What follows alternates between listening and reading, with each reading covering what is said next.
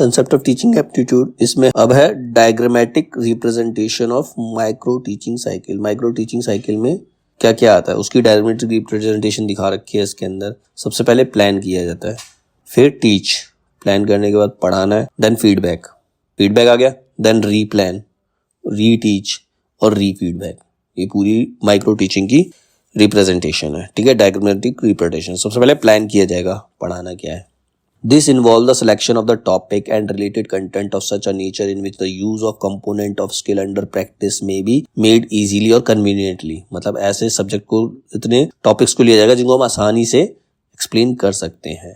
The topic is analyzed into different activities of the teacher and the pupils. The activity are planned in such a logical sequence where maximum application of the component of skill is possible। मतलब practically हम उसको पढ़ा सके, समझाया जा सके, ऐसा content तैयार करेंगे, वो प्लान करेंगे। प्लान कर लिया मैंने, कंटेंट निकाल लिया पूरा, उसके बाद टीच, उसके बाद उसको पढ़ाया जाएगा। This involve the attempt of teacher trainee to use the component of skill in suitable situation coming up in the process of teaching learning as per his or her planning of activities. If the situation is different and not as, कई बार क्या होता है situation different होती है, जैसी दिखाई देती है वैसी सिचुएशन है नहीं। In the planning of the activity the teacher should modify his or her behaviour as per the demand of situation in the class. अगर वैसी नहीं है तो टीचर को अपना बिहेवियर चेंज करना पड़ेगा according to situation of the class. He should have courage and confidence to handle the situation arising in the class effectively. अब टीचर ने कंटेंट तैयार किया, उसको तो नहीं पता स्टूडेंट का बिहेवियर कैसा होगा, 6-7 स्टूडेंट बैठे हैं, किस तरीके से सीखेंगे नहीं सीखेंगे। मान लो उसके पास ऐसी प्रॉब्लम आ गई जो सोचा नहीं था, तो एक अच्छा टीचर वही है जो जिसके अंदर कॉन्फिडेंस हो, उसको सिचुएशन के साथ हैंडल कर सके और अपने पढ़ाने के तरीकों को तुरंत चेंज कर सके।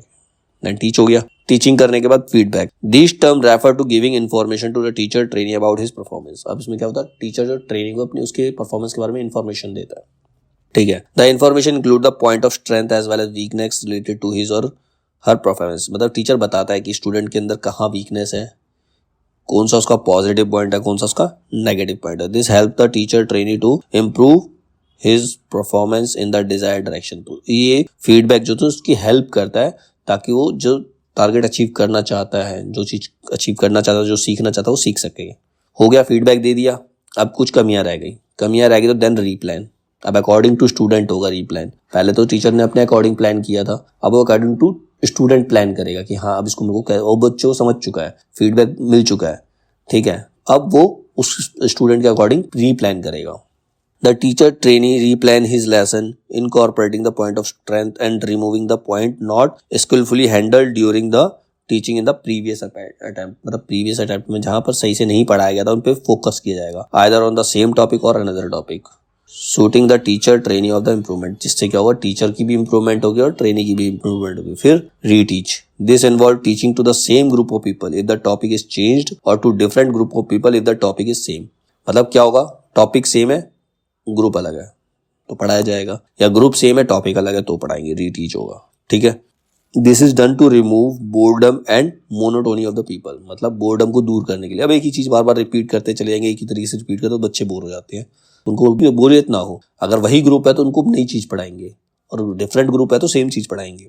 The teacher trainee teaches the class with renewed courage and confidence to perform better than the previous attempt. अब क्या होता है, जब रीटीच करते हैं तो एक नई ऊर्जा होती है, एक नई एनर्जी होती है, एक नई कॉन्फिडेंस का टीचर पढ़ाता है ताकि बच्चे की जो पहले वाली परफॉर्मेंस थी उसको इंप्रूव किया जा सके। देन रीफीडबैक, दोबारा पढ़ाने के बाद फिर से फीडबैक होगा। This is the most important component of micro teaching for behaviour modification of teacher training in the desired direction in each every skill practice. तो री फीडबैक ये बताता है कि टीचर कितना कामयाब हुआ अपने स्टूडेंट को सिखाने के लिए, तो बहुत ज्यादा इंपॉर्टेंट स्टेप है। Concept of mind mapping. Mind mapping क्या होता है, किसी भी चीज की पिक्चर को माइंड में बनाना। कोई भी चीज तुम पढ़ रहे हो, किसी भी चीज को तुम रीड कर रहे हो या सोच रहे हो, वो चीज तुम्हारे माइंड में क्रिएट होनी चाहिए, उसकी पिक्चर बन, that is mind mapping. Simply mind mapping इसी को कहते हैं। Mind mapping is a strategy that help student study and professor teach course material. Mind mapping वो स्ट्रेटजी है जो स्टूडेंट की पढ़ने में हेल्प करती है और प्रोफेसर की पढ़ाने में हेल्प करती है। Mind map is a diagram that is used to outline information visually. Mind map क्या होता है, हमारे दिमाग में एक डायग्राम बनता है ताकि जो भी इन्फॉर्मेशन हम लर्न करने की कोशिश कर रहे हैं, गेन करने की कोशिश कर रहे हैं, उसकी इन्फॉर्मेशन को आउटलाइन कर सके कि वो किस तरह से सॉल्व होगी, किस तरह से दिखेगी, जो भी है। One of the most common type of mind map is a large brainstorming web दिमाग के अंदर बहुत ज़्यादा चीज़ें चलती है, हमारे दिमाग में बहुत सारी चीज़ें चलती हैं। ब्रेन स्टॉर्मिंग मतलब सारी चीज़ें आपस में मिलती है। वेयर अ सेंट्रल वर्ड और idea branches out in the related subject, तो उस रिलेटेड सब्जेक्ट से रिलेटेड ब्रांचेस निकलती है, नए नए आइडियाज निकलते हैं। आइडियाज को ब्रांचेस कहा गया है। As ideas are flashed out and connected to one another, जब ऐसे आइडिया निकलते हैं वो एक दूसरे से कनेक्ट होते हैं तब जाके कोई थ्योरी बनती है। As ideas are fleshed out and connected to one another, you can see how concepts tie together to get the better understanding of what you are trying to study. तो उससे पता चलता है जब जो आपस में कनेक्ट होते हैं, जितने आइडिया कनेक्ट होते हैं, तब हमें रियलाइज होता है कि हम जो टॉपिक पढ़ रहे हैं, जिसको हम अंडरस्टैंड करने की कोशिश कर रहे हैं, वो कितनी ईजीली हम समझ पाते हैं जो हम स्टडी करना चाहते हैं। Second point, by using word, pictures and diagram, you are able to organize your thoughts in a way that you follow your train of thought when you come back to study further. अगर जब तुम और ज़्यादा पढ़ने के लिए आते हो तो उसके लिए हम क्या करते हैं, कोई भी चीज़ पढ़ने के लिए एक टीचर क्या करता है, किसी भी चीज़ को समझाने के लिए, मतलब मान लो बहुत सारे चेन है तो उसके लिए डायग्राम रिप्रेजेंट करेगा, पिक्चर्स दिखाएगा टीचर जो स्टूडेंट को, उससे क्या होगा, उसको क्लियरली अंडरस्टैंड कर पाएगा वो, और वही पिक्चर माइंड में क्रिएट करनी होती है। Using a combination of word and picture while studying in 6 time more advantageous for remembering information than words alone. जब हम वर्ड और पिक्चर को आपस में कनेक्ट करते हैं तो उसको लर्न करना ईजी हो जाता है। मान लो मैं ये लाइन पढ़ रहा हूँ, कोई भी लाइन पढ़ रहे हो, जैसे राम ने रावण को मारा, ये तो लाइन हो गई, लेकिन उस पिक्चर को हम अपने माइंड में क्रिएट करेंगे कैसे मारा, तो वो लाइन याद रहेगी। ठीक है, तो पिक्चर और वर्ड को जब हम एक साथ लेते हैं तो ज़्यादा फायदेमंद होता है।